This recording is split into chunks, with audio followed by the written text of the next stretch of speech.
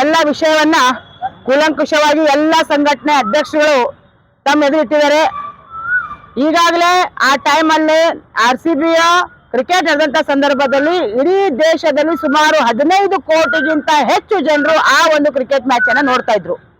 ಈ ಎಲ್ಲ ವಿಷಯ ಗೊತ್ತಿದ್ರು ಕೂಡ 18 ವರ್ಷ ಆದ ನಂತರ ಆ RCB ಕಪ್ ನಮ್ಮ ಬಂದಿತ್ತು.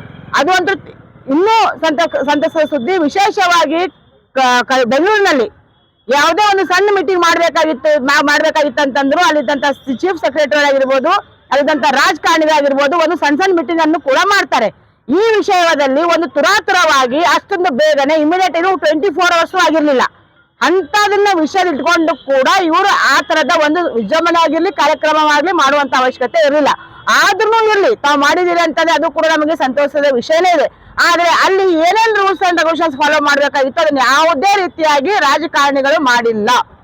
ಇಲ್ಲಿ ರಾಜೀನಾಮೆ ಕೊಡ್ಬೇಕಾಗಿದ್ದು ರಾಜಕಾರಣಿಗಳೇ ಹೊರತು ಅಧಿಕಾರಿಗಳಲ್ಲ. ಇವತ್ತಿನ ದಿವಸ ಈ ಒಂದು ಮಾಧ್ಯಮದ ತಮ್ಮ ಮುಖಾಂತರ ಇಲ್ಲದಂತ ಎಲ್ಲ ರಾಜಕಾರಣಿಗಳ ಒಂದು ಮಾತನ್ನು ಕೇಳಕ್ ಬಯಸ್ತೇನೆ.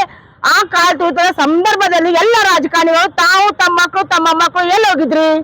ಅಲ್ಲಿ ಅಷ್ಟೊಂದು ಜನ ಎಲ್ರು ತರ ಅಕಡೆ ಓಡಾಡಿ ಒಬ್ಬರ ಮೇಲೆ ಒಬ್ರು ಬಿಡಾಕತ್ತಾರಂತಂದ್ರೆ ಒಬ್ರಾದ್ರೂ ಬಂದು ಅವ್ರನ್ನ ಸೇವ್ ಮಾಡುವಂತ ಕೆಲಸ ತಾವೇನಾದ್ರೂ ಮಾಡಿದ್ರೇನು? ಅಲ್ಲಿದ್ದಂತ ಟ್ರಾಫಿಕ್ ಜಾಮ್ ಅಲ್ಲಿ ತಾವೆಲ್ಲರೂ ಒಂದ್ ಕೈ ನಿಂತು ಈ ತರ ಹೋಗ್ರಿ, ಈ ಕಡೆ ಹೋಗ್ರಿ, ಆ ಕಡೆ ಹೋಗ್ರಿ ಅಂತ ಈ ಕೆಲಸ ನೀವೇನಾದ್ರು ಮಾಡಿರೇನು? ಎಲ್ಲ ವಿಷಯವನ್ನ ಪ್ರತಿಯೊಂದು ಮಾಡಿದವರು ಅಲ್ಲಿದ್ದಂತ ಪೊಲೀಸ್ ಅಧಿಕಾರಿಗಳ ಹೊರತು ಮತ್ತೆ ಯಾರು ಇಲ್ಲ. ಅಲ್ಲಿ ಬಿದ್ದವರ ಎತ್ತವ್ರನು ಪೊಲೀಸರು, ಅಲ್ಲಿ ಟ್ರಾಫಿಕ್ ಅನ್ನ ಕ್ಲಿಯರ್ ಮಾಡೋರ್ನು ಪೊಲೀಸರು, ಇದೆಲ್ಲ ಇದ್ರು ಕೂಡ ಮತ್ತೆ ಅವ್ರನ್ನೇ ತಾವು ಅಮಾನತ್ ಮಾಡ್ತೀರಿ ಅಂತಂದ್ರೆ ಇದು ಸರಿಯಲ್ಲ. ಕಾರಣ ಏನು ಅಂತಂದ್ರೆ ನಾವು ನಿಷ್ಠಾವಂತ ಪೊಲೀಸ್ ಅಧಿಕಾರಿಗಳಾಗಿರ್ಬೋದು ಯಾರೇ ಇರ್ಲಿ ಎಷ್ಟೇ ಕರೆಕ್ಟ್ ಆಗಿದ್ರು ನಮ್ಮ ಮೇಲೆ ಬ್ರೇಮ್ ಬರ್ತದೆ ಅಂತಂದ್ರೆ ಯಾವ ನ್ಯಾಯ ಅಂತ ವಿಷಯ ಬಂತಾರೋ ಅವ್ರ ಎಲ್ಲ ಒಂದ್ ಕಡೆ ಅವ್ರ ಶಕ್ತಿ ಕುಂದುವಂತ ಕೆಲಸ ಆಗ್ತೈತಿ. ಹಿಂಗಾಗಿ ಇಲ್ಲಿದ್ದಂತ ರಾಜಕಾರಣಿಗಳಿಗೆ ಮತ್ತೆ ವಿಶೇಷವಾಗಿ ರಾಜ್ಯದ ಮುಖ್ಯಮಂತ್ರಿಗಳಿಗೆ ಮತ್ತೆ ಗೃಹ ಸಚಿವರಿಗೆ ನಾವು ಕಲಬುರಗಿ ಎಲ್ಲ ಸಮಸ್ತ ಸಂಘಟನೆಗಳು ಹಾಗೂ ಎಲ್ಲರಿಂದ ನಾವೊಂದು ಮನವಿಯನ್ನ ಮಾಡ್ಕೊಂತೇವೆ.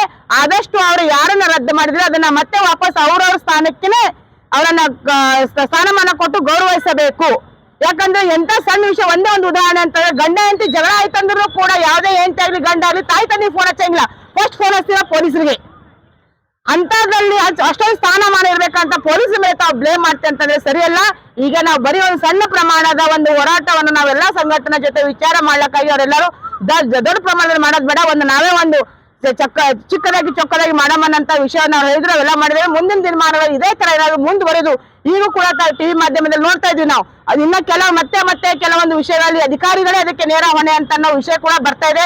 ಇನ್ನು ಮುಂದೆ ಇನ್ನೂ ಹೆಚ್ಚಿನ ಪ್ರಮಾಣದಲ್ಲಿ ತಾವೇನಾದ್ರೂ ಅಧಿಕಾರಿಗಳನ್ನ ಸಸ್ಪೆಂಡ್ ಮಾಡುವಂತ ಕೆಲಸ ಈ ಸರ್ಕಾರ ಏನಾದ್ರು ಮಾಡ್ತು ಅಂತಂದ್ರೆ ಕಲಬುರಗಿಯಲ್ಲಿ ಎಲ್ಲ ಮನೆ ಅಂತಂದ್ರೂ ಪ್ರತಿಯೊಬ್ಬರು ಬೀದಿಗಿಳಿದು ತಮ್ಮ ಸರ್ಕಾರದ ವಿರುದ್ಧ ನಾವು ಹೋರಾಟ ಮಾಡ್ಬೇಕಾಗುತ್ತೆ. ಮತ್ತೆ ನಾವು ಪೊಲೀಸ್ ಜೊತೆ ಇರ್ತೇವೆ, ಅಧಿಕಾರಿಗಳ ಜೊತೆ ಇರ್ತೇವೆ ಅಂತ ಮಾತನ್ನು ಕೂಡ ಈ ಸಂಘಟನೆ ಮಾಡದೇ ಇದ್ದಂತ ಸಂದರ್ಭದಲ್ಲಿ ಮತ್ತೆ ನಮ್ಮ ಉಳಿದ ಸಂಘಟನೆ ಜೊತೆ ಚರ್ಚೆ ಮಾಡಿ ಮತ್ತೆ ನಾವು ಯಾವ ತರ ಹೋರಾಟವನ್ನು ಮಾಡ್ಬೇಕಂತ ವಿಚಾರವನ್ನ ಮಾಡಿ ಖಂಡಿತವಾಗಿ ನಾವು ಹೋರಾಟ ಮಾಡೇ ಮಾಡ್ತೇವೆ. ನೋಡ್ರಿ, ಈಗಾಗಲೇ ಫಸ್ಟ್ ಟೈಮ್ ಅಲ್ಲಿ 10 ಲಕ್ಷ ಘೋಷಣೆ ಮಾಡಿತ್ತು, ಮತ್ತೆ ಸೆಕೆಂಡ್ ಟರ್ಮ್ ಅಲ್ಲಿ 15 ಲಕ್ಷ ಘೋಷಣೆ ಮಾಡಿ 25 ಲಕ್ಷ ಘೋಷಣೆ ಮಾಡಿದಂತ ನಮಗೆ ಮಾಧ್ಯಮದ ಮುಖಾಂತರ ನಾವು ಕೇಳಿದ್ದೇವೆ.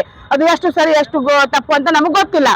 ಹೀಗಾಗಿ ನಾವು ಸರ್ಕಾರಕ್ಕೆ ಏನು ಮನವಿ ಮಾಡ್ಕೋತೀವಿ ಅಂತಂದ್ರೆ ಸುಮಾರು 1 ಕೋಟಿ ರೂಪಾಯಿ ಪ್ರತಿಯೊಂದು ಫ್ಯಾಮಿಲಿ ಕೊಟ್ಟು ಅವ್ರವ್ರ ಫ್ಯಾಮಿಲಿಯಲ್ಲಿ ಒಬ್ಬೊಬ್ಬರಿಗೆ ಗವರ್ಮೆಂಟ್ ನೌಕರಿ ಕೊಡ್ಬೇಕಂತ ಒಂದು ಮನವಿಯನ್ನು ಕೂಡ ಖಂಡಿತವಾಗಿ ಮಾಡ್ತೀವಿ.